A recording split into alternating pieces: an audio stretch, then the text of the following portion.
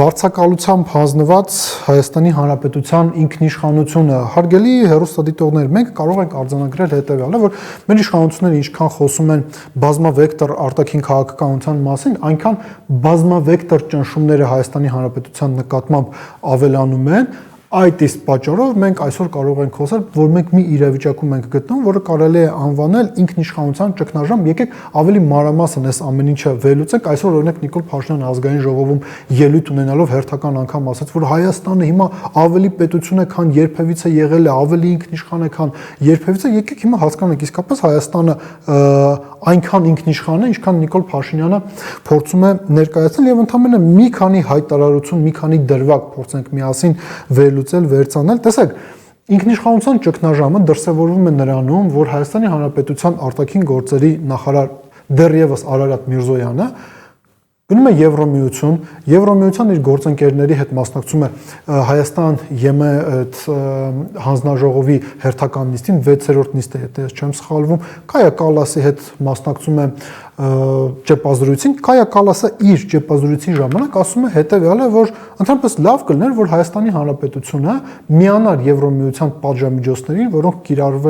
կիրառվում են Ռուսաստանի Դաշնության դեմ ուկրաինական պատերազմը սկսելուց ի վեր, հիշեցնենք, որ 19 փաթեթ են ընդունել տնտեսական պատժամիջոցների ընդդեմ Ռուսաստանի Դաշնության, ավելին նա ասում է, որ եթե մենք այսպես ձևակերպենք 100 բալանոց համակարգով փորձենք դիտարկել, թե Հայաստանի Հանրապետությունը Եվրոմիության հետ որքանով է համաձայնեցնում իր արտաքին քաղաքականությունը, ապա մոտ 37%-ի չափով մենք համաձայնեցնում ենք արդեն Հայաստանի Հանրապետության արտաքին քաղաքականությունը Եվրոմիության հետ։ Ինչ է ասում Արարատ Միրզոյանը այս ամենի համատեքստում, ուղղակի չմոռանանք, որ գոնե թղթի վրա մինչ այս պահը Հայաստանի Հանրապետությունը եւ Ռուսաստանի Դաշնությունը ռազմավարական առումով դաշնակիցներ են։ Արարատ Միրզոյանը ռազմավարական լրություն է պահպանում, ոչինչ այս ամեն ինչի մասին չի խոսում։ Եվս մեկ պաշտոնյա Մարտակոսը Եվրոհանձնակատարը Եվրոմիության ընդլայնման հարցերով նա էլ առաջարկում է հետևյալը Հայաստանին, ասում է եկեք դուք էլ օգտվեք Եվրոմիության փորձից եւ հրաժարվեք ռուսական էներգակիրներից, նշում է, որ մինչեւ ուկրաինական պատերազմի մեկնարկը Եվրոմիությունը Ռուսաստանից ստանում էր էլեկտրաէներգիա, ածուխ, նավթ, գազ, ասում է էլեկտրաէներգիա, ածուխը, նավթը այլևս չենք ստանում, հիմա անում ենք ամեն ինչ, որպեսզի Ռուսաստանից գազ չստանանք, ասում է դուք էլ հիմա նույնը արեք, հայեր, այսինքն մեզ առաջարկում են միանալ Ռուսաստանի դեմ պատժամիջոցներին, Ռուսաստանի դեմ պատերազմին, միանալ հակառուսական ճամբարին, այլ կերպ ասած, մարդիկ պարզապես առաջարկում են Հայաստանի Հանրապետությանը տնտեսական առումով ինքնասպանություն գործել, ու իմջանես Եվրոմիությունն էլ է տնտեսական առումով ինքնասպանություն գործում, ու սա ոչ թե մենք ենք ասում կամ ԿԳԲ-ի գործակալներն են ասում, այլ սրա վերաբերյալ օրեր առաջ Բլումբերգը բավականին հետաքրքիր հոդված էր հրապարակել, որում նշվում էր, որ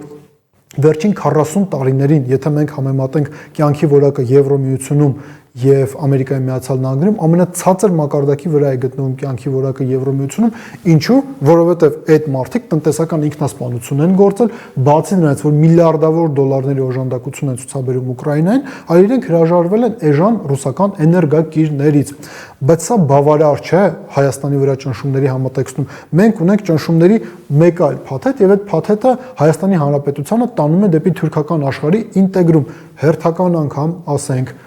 Ամերիկայի Միացյալ Նահանգների Եվրասիական կենտրոնի փորձագետ Բրիեննա Տոդը քննարկումներից մեկի ժամանակ, որտեղ քննարկվում էր Թուրքիայի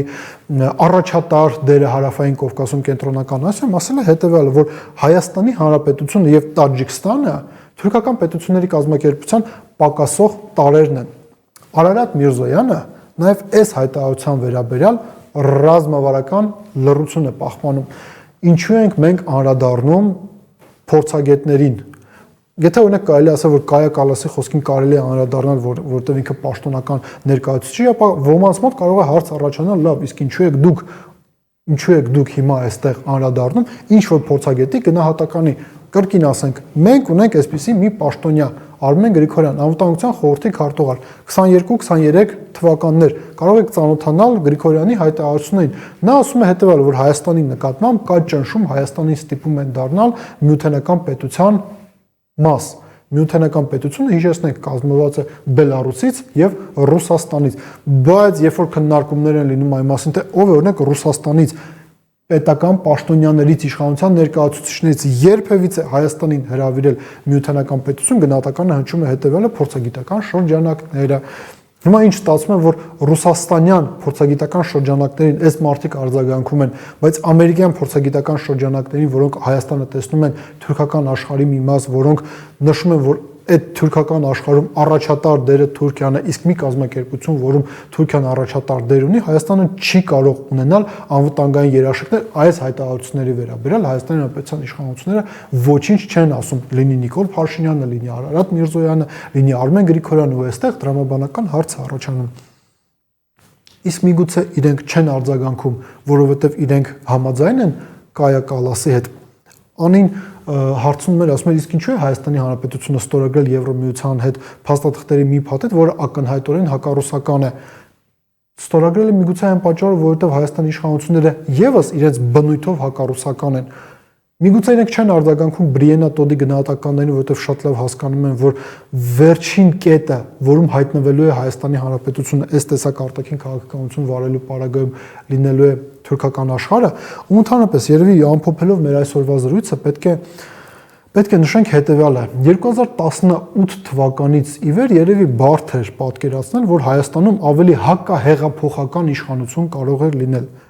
Թիվ 1 խոստումներից մեկը, որ տվել են իշխանությունը, վերաբերվում է սոցիալ-տնտեսական հարցերի կարգավորմանը։ Այսօր Նիկոլ Փաշինյանը օրինակ ասում էր, լավ, ինչներին է թոշակառուներին պետք, որ 10400 դրամով իրենց թոշակը բարձրացնենք, ինչու են ընդհանրապես մարդիկ 63 տարեկանից գնում թոշակի, այ 63 տարեկանում հարգելի հեռուստադիտողներ ձեզ առաջարկում են մանր միջին բիզնես հիմնել, այսինքն մարդկանց սոցիալ-տնտեսական խնդիրները չի լուծվել։ Երկրորդ կարևորագույն խոստումը, որը հնչում էր հարթակից 18 թվականին, վերաբերվում էր ինքնիշխանությանը, բայց վերջում մենք տեսնում ենք, որ այս իշխանությունների ընկալմամբ ինքնիշխանությունը դա հայրենիք կինոթատրոնի մերձակայքում գտնվող մի բնակարանի պես մի բան է, որը մարդիկ կարծում են, որ կարելի է վարձակալությամբ տալ, իսկ երբ որ վարձակալը ինչ-ինչ գնահատականներ է տալիս քո պետության, քո բնակարանի վերաբերյալ, դու պետք է պահպանես ռազմավարական